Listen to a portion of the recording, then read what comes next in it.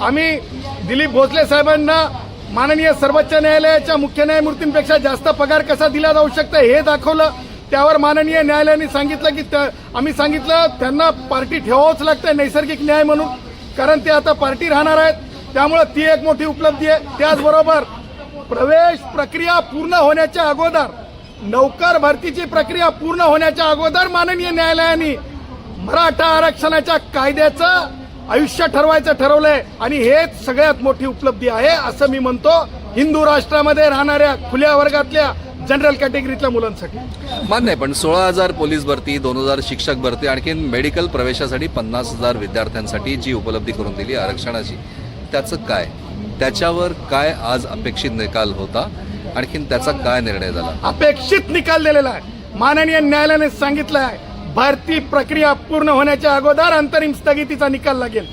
माननीय न्यायालयाने सांगितलंय या मेडिकलच्या भरतीची प्रोसेस पूर्ण होण्याच्या अगोदर निकाल लागेल, कारण आम्ही माननीय सर्वोच्च न्यायालयामध्ये म्हणजे जो निकाल दिला जयश्री पाटील विरुद्ध मुख्यमंत्री महाराष्ट्र राज्य, त्या निकालामध्ये स्पष्ट म्हटलेलं आहे की एकदा भरती झालेल्यांना काढताना काय त्रास होतो हे उदाहरणच आम्ही न्यायालयाला दिलेत।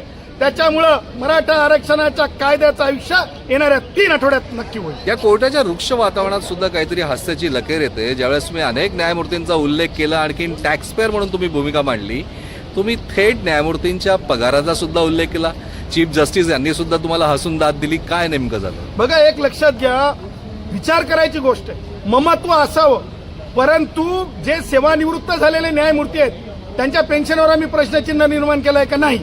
परंतु तुम्ही भारताच्या मुख्य न्यायमूर्तींपेक्षा जास्त पैसे कसे काय घेऊ शकता? आम्ही टॅक्स पेअर आहोत, आमच्या खिशातून पैसे चाललेत। सरकार म्हणजे काय? सरकारच्या सन्माननीय मंत्र्यांच्या खिशातले पैसे जातात का? टॅक्स पेअरचे पैसे जातात। या राज्यातला प्रत्येक शेतकरी असेल, शेतमजूर असेल, इथला बिझनेसमॅन असेल, त्या बिझनेसमॅनचे पैसे आहेत ते। त्यांनी म्हणावं आम्ही फुकट करतो, सरकारला सल्ला देतो, तसं नाहीये ना, सल्ला फुकट नाहीये। मुख्य न्यायमूर्ती भारतापेक्षा पगार जास्त घेणं हे चुकीचं आहे। आम्ही दाखवलं, शासन निर्णय दाखवला, आम्ही चॅलेंज दाखवलं। त्याच्यामुळं जे सत्य असतंय ते टिकत असतंय आणि सत्य दाखवल्यामुळं त्यांची नावं वगळण्यात आली नाही। सत्य हे टिकत असतं हे मान्य आहे, पण आता ही त्यांना दिलेली मुदत, राज्य मागासवर्ग आयोगाचा अहवाल कोर्टानं सादर करण्याचे दिलेले निर्देश, पण या अहवालाची प्रत तुम्हाला मिळणार का? त्या आधारावर तुमचं काय म्हणणं असणार? आमचं म्हणणं साधं आहे, माझा एक पण मराठा भाऊ फार फ्लंग नाही, कारण जीवनाच्या मुख्यधारेपासून कुणीच दूर नाही।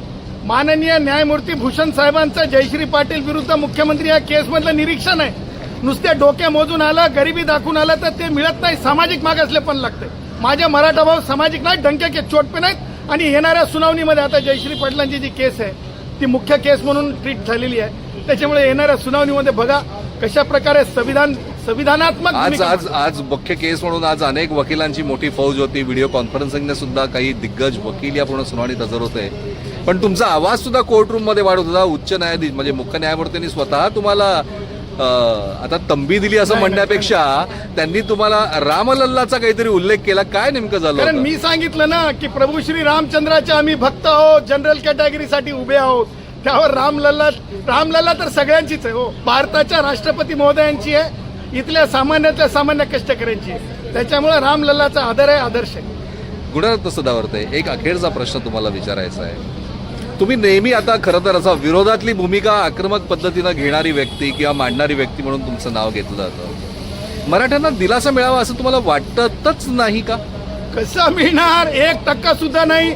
प्रवेश प्रक्रिया पूर्ण होण्याच्या अगोदरच अंतरिम सुनावणी आहे, कारण 50%ची मर्यादा ओलांडली जाऊ शकत नाही, कारण राज्य सरकारला अधिकार नाही। आर्टिकल 342B नुसार नवीन कॅटेगरी तयार करण्याचा अधिकार नाही।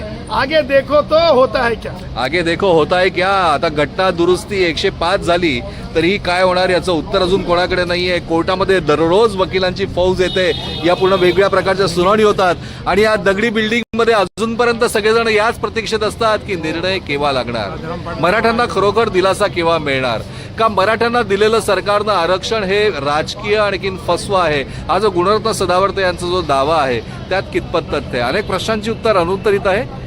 तारीख पे तारीख जरी मिळत असेल तरी मुख्य न्यायमूर्तींनी सगळ्या याचिका क्लब करून त्याची एकत्रित सुनावणी जी सुरू केली आहे आणि आज महत्त्वाचे अत्यंत जे दिशानिर्देश दिलेले यातनंच एक गोष्ट मला नक्की स्पष्ट होते की या प्रश्नाचं उत्तर दसाच लागणार, निकाल लागणार, योग्य ते संकेत स्पष्टपणे मिळणार. अर्थातच या सगळ्या गोष्टींची माहिती आणखी योग्य ती खडानखडा बाजू आम्ही आपल्यासमोर मांडतच राहणार आहे. तुम्ही कुठेही जाऊ नका, पाहत राहा फक्त न्यूज 18 लोकमत. नमस्कार, मी प्रशांत बाग, न्यूज 18 लोकमतमध्ये तुमच्या सगळ्यांचं स्वागत करतो. खरं तर ही हेरिटेज बिल्डिंग आहे मुंबई उच्च न्यायालयाची. आणखी याच हेरिटेज इमारतीमध्ये अनेक वेगळ्या खटल्यांची सुनावणी होते. मराठा आरक्षण या विषयावरनं सुरू असलेल्या याचिकांचा अनेक मोठ्या सुनावणीचा लढा या ठिकाणी सुद्धा सुरू आहे. मराठ्यांना अजूनपर्यंत कुठे कुठे लढाई